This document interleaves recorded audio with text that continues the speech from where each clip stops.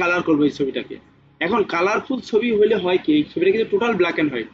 কারণ কালারফুল ছবি হলে এরকম হয় যে ব্যাকগ্রাউন্ডও হালকা কালার কালার থাকে, বা ব্যাকগ্রাউন্ড আমরা এই ছবিতে মনে করলাম যে ব্যাকগ্রাউন্ড কালার না, শুধু বডির কালারই আমরা নিয়ে আসলাম। তাহলে আমাদেরকে আগে এই মানুষটাকে সিলেক্ট করতে হবে, হ্যাঁ? আর যদি ব্যাকগ্রাউন্ড চুল দুইটাই কালার করতে চাই, কালারফুলের মতো করতে চাই, তাহলে আমাদেরকে এখানে সুন্দর করে সিলেকশনটা ভালোভাবে এরকম ভাবে সিলেক্ট করতে হবে, হ্যাঁ? কারণ সিলেকশন যদি একটু বাইরে চলে যায় তাহলে মনে হবে যে এটা কাটা।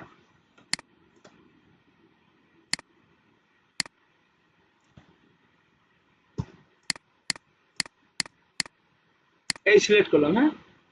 মানুষের কিন্তু একটা ফেসের কালার আছে, মানুষের একটা কালার আছে, স্কিন কালার। তো আমরা এখানে কি করব, আমরা একটা ধরেন একটা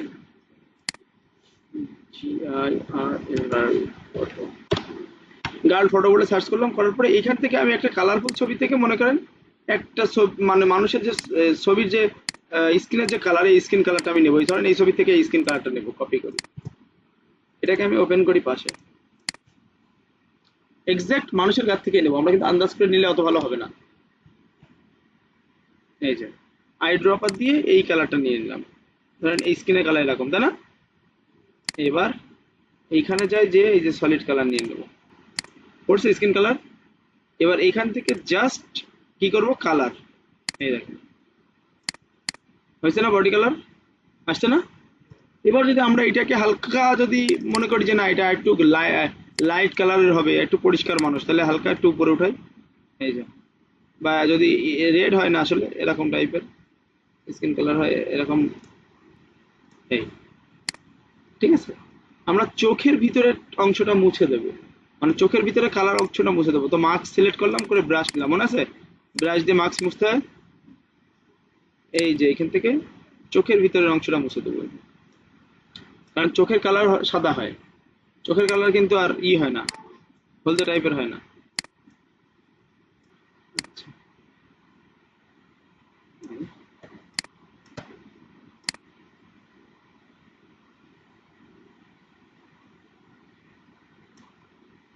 বুঝতে পারছেন? এখন এই জায়গাটা দেখেন, মনে হচ্ছে কি একদম শার্প ভাবে গেছে, দেখছেন? তাহলে আমি এই জায়গায় ক্লিক করব, করার পরে এই প্রপার্টি অপশনে যাব, যে এখান থেকে জাস্ট একটু ফেদার বাড়াই দিয়ে দেখেন, এই যে ফেদার বাড়াই দেখছেন, হালকা স্মুথ হয়ে গেল না এই জায়গাটা।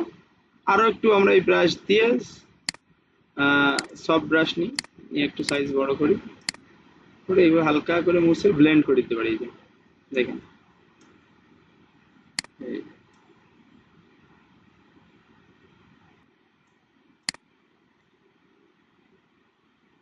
এটা যখন আমি করবো তখন এখান থেকে অপাসিটি একটু কমায় নিবো, 20 নিয়ে নিলাম, কারণ কি একদম গাঢ় ভাবে ফেলাইলে না ঝামেলা আছে।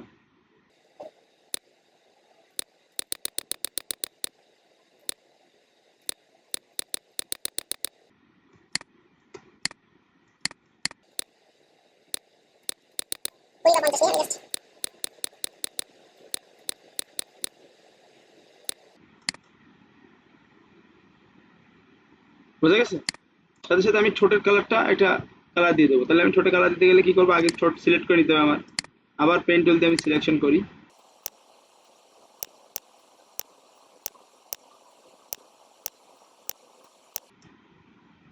কন্ট্রোল ইন্টার, সিলেক্ট হলো এখান থেকে, ধরেন সলিড কালার, সলিড কালার দিয়ে দিলাম ধরেন। এখান থেকে এটাকে কি করবো, মোড থেকে কালার মোড, তাই তো? এই যে, অথবা এই সফট লাইট বা ওভারলে দিতে পারি, ওভারলে দিলাম, দিয়ে এখান থেকে আবার প্রপার্টি অপশনে গেলাম, যে হালকা একটু ফেদার দেবো, এই দেখুন। ঠিক আছে না? এবার আমি এটাকে কালার ম্যাচিং করতে পারি, যে কালারটা আমার মনে হয় যে আমার দরকার।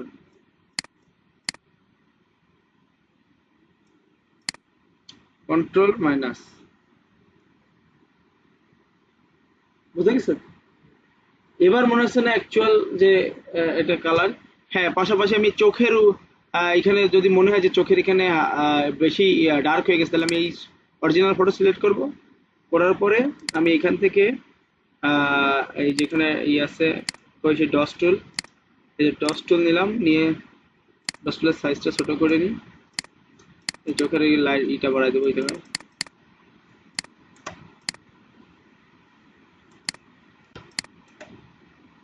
কন্ট্রোল মাইনাস, কি বোঝা গেল? এইভাবে আপনি চিন্তা করেন, কন্ট্রোল শিফট অল্টার ই, এই দেখেন এটা হলো টোটাল একটা ছবি হলো ই করা। এটা আমরা পাশাপাশি করি, যে আগের দিন যেভাবে আমরা ই করছি,